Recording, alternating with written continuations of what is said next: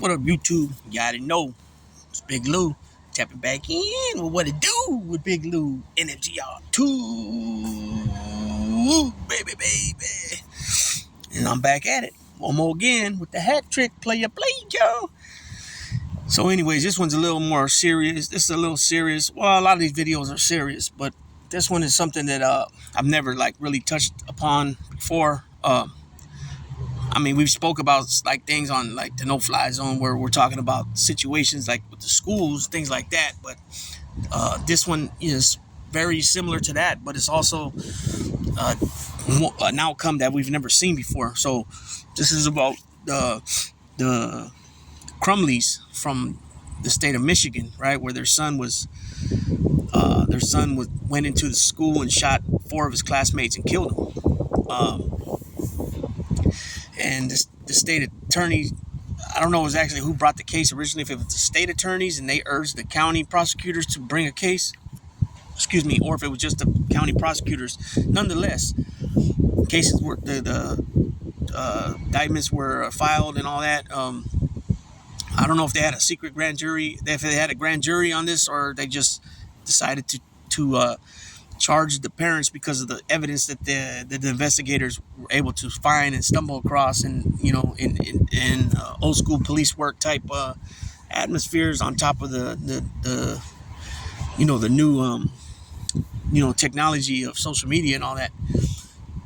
So these parents were sentenced to 10 to 15 years apiece, the father and the mother. The district attorney and investigators, the local law enforcement agency there that was, responsible for this investigation, found overwhelmingly evidence showing that their kid had been asking for help for a long time, and from his actions and things that he was doing, any concerned parent would have, at least attempted to have their child speak to somebody about what to get to the bottom of what's going on because of their behavior and such. And what happened was, according to investigators and the prosecution, these parents decided to buy their boy a gun 4 days before this incident happened. 4 days before this incident happened, where he went into the school and shot up these 4 classmates. It was even found out through testimony. I don't know if it was through initial interviews, or if it was even brought to court on the stand, that one of his friends even said that he told his friends that he can't believe why his parents ain't helping him. Nobody's helping him. Something along those lines. But I seen some pushback on it. I think it might have been CNN or MSNBC. They had a guest on that said that it was Anderson Cooper. Matter of fact, he said, "Will this be appealed?" And she said, "Quick, absolutely." And she said something about that. The child himself wasn't able. He pled the fifth, and he didn't come onto the stand, and that it wasn't true what the friend said, that he told the friend that he needed help, and he had been reaching out for help and nobody's helping him, and so that, and 2, that they got too much time. I think she mentioned that too, 10 to 15 years. And right away, Anderson Coop, not right away, but after she was done, he was done asking her questions, she was done explaining, he cut away to another a circuit, like a circuit TV, and it was the actual district attorney of that county.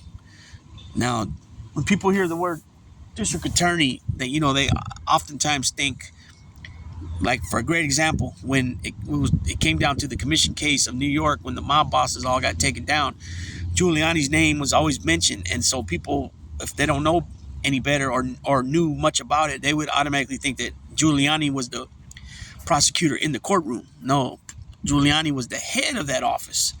He was the head of that Southern District of New York office. He was not the attorney that actually tried the case. I believe it was Michael Cherkoff or something like that. I can't pronounce his name right. But he ended up moving up in the government, under Obama. I believe it was Obama administration. Anyways, so this lady is the district attorney. She's the main one. She's the elected position by the people. So she has a ton of prosecutors under her, and so she got on and she said, no, that's not true what they're saying. And it was the boy's right to take the fifth. I can't think of his name right now. I think it's Dylan, but I'll make sure in a minute here. And so the lady, after their sentencing, both the parents, the father stood up and read a letter, and he's like, he wished he can do it all over again. Yeah, of course he does. You know what I mean? Of course he does. I'm saying that sincerely, but then I'm also saying it sarcastically in a sense because, of course, now, because of the actions that not only that you took, that the reaction off of your action of giving your boy the gun, now he killed people. Now people are gone for the rest of their life. Your son not only changed his life and your family life, the dynamic of your guys' family. Now it all, not only did it, firstly, that should be said secondly. First of all, it changed the dynamics of the four families involved, right? They're never going to see their family member again, ever again. But you, on the other hand, you go ahead and go do a doofus move by getting your son this, and then he reacts to your reaction by getting him this and goes and kills people. So, and now he's in there for the rest of his life. You guys are doing 10 to 15 years. I don't know if they had other kids or not, but just imagine now if they have other kids, they're all going to be suffering from this, So this just goes to show you that one action can be a chain reaction to a bunch of sadness and pretty much nothingness. Like, it shouldn't have happened. You know what I'm saying? It shouldn't have happened. So of course he's gonna get up there and say all that. The mother, on the other hand, she gets up and she same type of deal. But she says, she adds in there that if this can happen to me, this can happen to any of you guys. And to me, that's more like whining and complaining about the situation. If you're not keeping in mind that 4 kids, young adults or kids, I don't remember exactly how old they were. They were all teens. Even 18, 19 is still considered an adult, but it's still a teen, right? If this can happen to me, it can happen to anybody. It's like saying, in other words, like, watch out, watch out what you do, because this could happen to you. When it should be more like, she should have said, when, we made a mistake big time, when your kids are calling out for help, or you start seeing any type of change in their behavior or anything like that, you have to look into it and get to the bottom of it as a parent. And if that calls for taking them to see professional help, then that's what you got to do. There's no reason why you're seeing change in your kid's behavior in a negative light, and it could be even a serious negative light where you're seeing serious behavior issues, and you just don't do nothing about it. And then on top of that, then you add to the situation by putting something lethal in his hands where he has access to. That's definitely not common sense. No common sense there, and that's definitely bad parenting, in my opinion. Right? Anytime your child, I don't care what age they are, they could be 5, 7, if they're showing signs of some type of behavior that's like totally out of line. Like, if you see them, like, whatever, I don't want to go through all the scenarios, but come on, it's not that hard, people. It's your duty. If you're the parent, you have the child in your custody, you need to go and take the first steps. That's your responsibility. Now, if you're separated parents and one parent is seeing this behavior and you're telling the other parent about it, you need to put whatever differences you guys have with each other to the side and both have the same common goal in sight, and that's the kid and getting the kid help. You know what I'm saying? Too many times I see where it's like one side's this, one side's that, and they're being negligent and just being just ornery towards what the common goal is, and the common goal is getting the kid, the sibling, whoever it is, whoever it is, the best possible help they can get at the time, or at least try to get them in somewhere where they can start trying to figure things out, something, you know what I'm saying? But just to let it go at period, that's a very bad and wrong way to take care of something, in my opinion. Okay, so this is from PBS. Let's see. A Michigan High shooter's parents sentenced to at least 10 years in prison.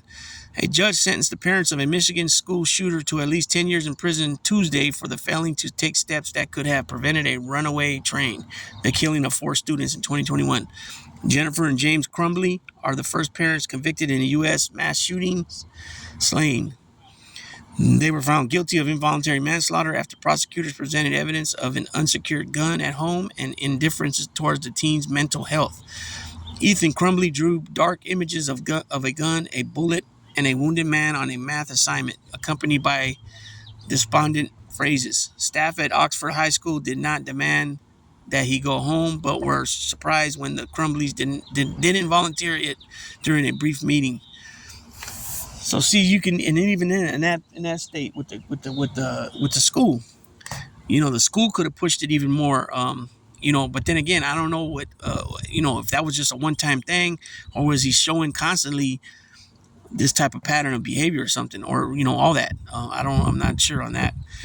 Let's see. Later that day, on November 30th, 2021, the 15-year-old pulled a handgun from his backpack and began shooting. Ethan, now 17, is serving a life sentence for murder and other crimes. These convictions are not about poor parenting, Judge Cheryl Matthews said. These convictions confirm repeated acts or lack of acts that could have halted an oncoming runaway train. I don't know. Okay, I don't get that part. You say it's not. The judge said it's not about bad parenting. How could it not be about bad parenting? There's not. You don't get a pamphlet when you become a parent and say, okay, these are the top 10 things you do, and this is the top 10 things you don't do, and this is how you handle this, and this is how you handle that. So if you don't have the answer as a parent on what to do about something, you need to reach out to who you got to reach out to find out what the hell we have to do so that shit like this don't happen. So I don't know how this judge says it's not about bad parenting, poor parenting. You go and get your son a gun, you know what I'm saying, after he's reaching out for help and asking for help. That makes no sense to me. And you were already told by the school that he drew something on a math assignment with a gun, a bullet, and a person that seemed to be wounded. That makes no sense. The school should have sent him home right then and there. Had him go to the office and whatever. About repeatedly ignoring things that would make a reasonable person feel the hair on the back of their neck stand up, the judge said. Opportunity knocked over and over again, louder and louder, and was ignored. No one answered. So if opportunity knocked over and over again, and nobody answered, and it was ignored, that's not bad. That's not considered bad parenting. That doesn't fall up under bad parenting. I don't get that one. Okay, so defense attorneys asked that the Crumbleys be spared a prison term, noting they have already served 2.5 years in jail after failing to meet a $500,000 bond after their arrest. Now, in my opinion, $500,000 bail. I don't believe that. In my opinion, did they make some wrong move? Yeah, of course. Should they be held accountable? Yes. And this is tricky too, because of course the people involved with the families that were killed, of course they're going to be upset. I mean, sad, upset, and want justice. That goes without saying. I don't know if they needed to be, I don't know if they needed to be actually locked up while they were fighting this case. And to be honest, 10 to 15 years, that's pretty high. Here in California, manslaughter carries 3, 6, and 11. 3 years the low term, 6 years the mid term, 11 years the high term. So if you've never been in trouble no more, you're looking at 3 to 6 years as, mid to high term, mid to low to mid term, But Michigan's a whole nother state, so I'm not sure what their laws is on that. But I think that was a little excessive. I think, would it really make a difference if they did 4 years compared to 10 years? Would that really make a difference on would that make anything better? No, in my opinion, no. But then again, I'm not related to the loved ones who were taken. I have had a cousin murdered not too long ago, and it sucks. You know what I'm saying? I'll just leave it at that. Let's see, where was I left at? The Crumbleys will be eligible for parole after serving 10 years in custody and will get credit for the jail time. If parole is denied, they can't be held longer than 15 years. See, here in California, we don't go up to the board unless we're a lifer. But they do have a board now where you don't go and sit in front of them. You're just your paperwork, everything gets forwarded to them, your files, and that's only if you've been sentenced under the enhancement, the old laws of the enhancements, where, for example, the charge you're arrested for only carries the midterm carries 4 years, but because you have strikes and you have prison priors, and all that, that now you're doing 12, 14 years. So once you're eligible, your initial time, which was 4 years before it got enhanced with all the enhancements, they'll take in consideration your aggravated and your what is it called? Your aggravated issues and your I can't think of the other word. So basically, they're taking your pros and cons, what you've done good, and then what you've maybe got in trouble for, got write-ups for. That's mitigated. Your mitigated and aggregated factors. There you go. And that just started because it was a new law that was passed in 2016. So that just started. So here we go. Before sentencing, family members of the slain students asked the judge for a 10-year term, condemning the parents as failures whose selfishness led to 4 deaths and a community tragedy. The blood of our children is on your hands too, said Craig Schilling, wearing a hoodie with the image of son Justin Schilling on his chest. I agree with that. The blood is on their hands too, because of bad parenting and bad everything. You can't say that, oh, I'm just too busy because of work, and I got this side work going and I got these side hobbies going. No, you're responsible for your kids. You know what I'm saying? Nicole Bailusileo, I can't pronounce the name right. The mother of Madison Baldwin recalled simple things she enjoyed doing for her daughter, such as scheduling an oil change for her car or helping choose senior year classes. While you were purchasing a gun for your son and leaving it unlocked, I was helping her finish her college essays. 5 deputies in the courtroom stood watch over the Crumbleys and more lined the walls. Prosecutors said tragically simple actions by both parents could have stopped the catastrophic. I can't even pronounce that word. Catastrophic. The couple had separate trials in Oakland County Court, 40 miles north of Detroit. Jurors heard how the teen had drawn a gun, a bullet, and a gunshot victim on a math assignment, accompanied by grim phrases. The thoughts won't stop. Help me. My life is useless. Blood everywhere. Again, the school. I think the school should have played a bigger part in this. Especially if they could see, continued behavior like that. Ethan told a counselor he was sad. A grandmother had died and his only friend suddenly had moved away, but said the drawing only reflected his interest in creating video games. The Crumbleys attended a meeting at the school that lasted less than 15 minutes. They did not mention that the gun resembled one James Crumbley, 47, had purchased just 4 days earlier, a Sauer 9mm that Ethan had described on social media as his beauty. His parents declined to take him home, choosing instead to return to work and accepting a list of mental health providers. So, I don't know how. So apparently under Michigan law, I guess that's all the schools can really do, unless they something just keeps getting out of hand where they have to, school teachers are bonded by law to report any type of acts of abuse or anything visible things they see. And the same thing goes for hurting themselves or anybody else. No one, however, checked Ethan's backpack. He pulled the gun out later that day and killed 4 students.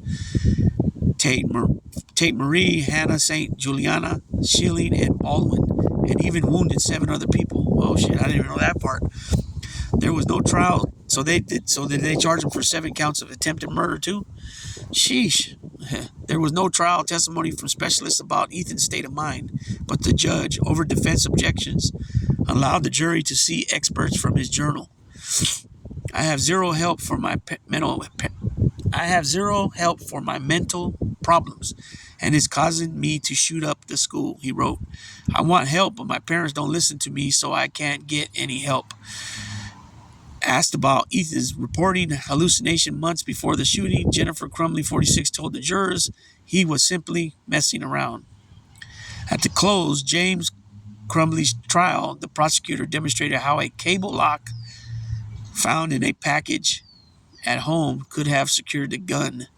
10 seconds, McDonald said, of the easiest, simplest thing. So that was some PBS. This is just this type of crap right here that happened in this case. This happens a lot in the United States, right? The gun violence. And I will touch this on about politically. The Republican Party say they're the party of families, but yet they do nothing when it comes to gun violence. There's no amendments to the Second Amendment. Things that they've added, over the years by Congress. The A, B sections and all that. And this is the number one killer of kids, right? Guns. But they get out there and lie and say that, oh, the Democrats want to take your guns. They want to take your Second Amendment rights. Well, let's get this straight. When the Second Amendment was written, there was no such thing as a freaking semi-automatic weapon, let alone a fully automatic weapon. And these SKSs and AK-47s, and those are military use weapons, right? Those are used on the battlefield. You don't even use those to hunt with, right? I mean, they have different weaponries for that, right? They got 30-06 and shit like that, right? 22 rifles and all that. It's there shouldn't be no issue with making it a little bit difficult for people to purchase weapons as far as background checks and that. You know what I'm saying? But yet, just like as with everything that Democrats come up with, the Republicans twist it. They twist it and they try to make it into what it's exactly not. And what's funny about that is that, come on, it's funny how the argument is, Democrats aren't gun owners. You know what I'm saying? Homosexual people aren't gun owners. Trans people ain't gun owners. Trans people weren't military trained. There's no trans people that went to the military. There's no gay people that are military trained that went to the military. And the reason I'm saying that is because I've been seeing on social media people like trying to scare people that, if Trump don't win, it's going to be a civil war, way further than where it was taken on January 6, 2021. And I find this shit laughable to believe. I mean, do I take them for reals? Yeah, some of them I do. But at the same time, like I just everything I just said, do they honestly believe that they're the only ones that can handle a weapon? You know what I'm saying? It's laughable, but it is serious. But it's laughable. The way these people think. A lot of them think they're just gonna bully you and tell you what you're gonna do, and that ain't happening, Captain. Not around here. You know what I mean? So I'm going to leave it at that. That's just some food for thought right there at the end about the IRA and different gun lobbyists and different gun organizations. I'm all for guns. I'm all, I believe in the Second Amendment fully, but be realistic about it, man. Just like the Electoral College, when that stuff was made, the Electoral College, a lot of these states weren't even states yet. You know what I'm saying? So should some things be rewritten or added, not rewritten, but added to, amended? Maybe. I don't know. You know what I'm saying? That's not for me to, I can come out and say what my ideas, but it's not for me to really, put like advocate for it, especially not right this minute. But who knows what the future has, you know what I'm saying? But with that being said, Big Lou, tapping out. Pay attention to what your kids are going through and step up. If you got to step up, don't worry about what people are going to think about you. Because ultimately, that's your baby at the end of the day, right? And you don't want them being mistreated, misunderstood, whatever the case may be. Just do whatever you got to do to start finding out what's going on. You know what I'm saying? What's causing this? You know what I mean? And again, with that being said, Big Lou, tapping out.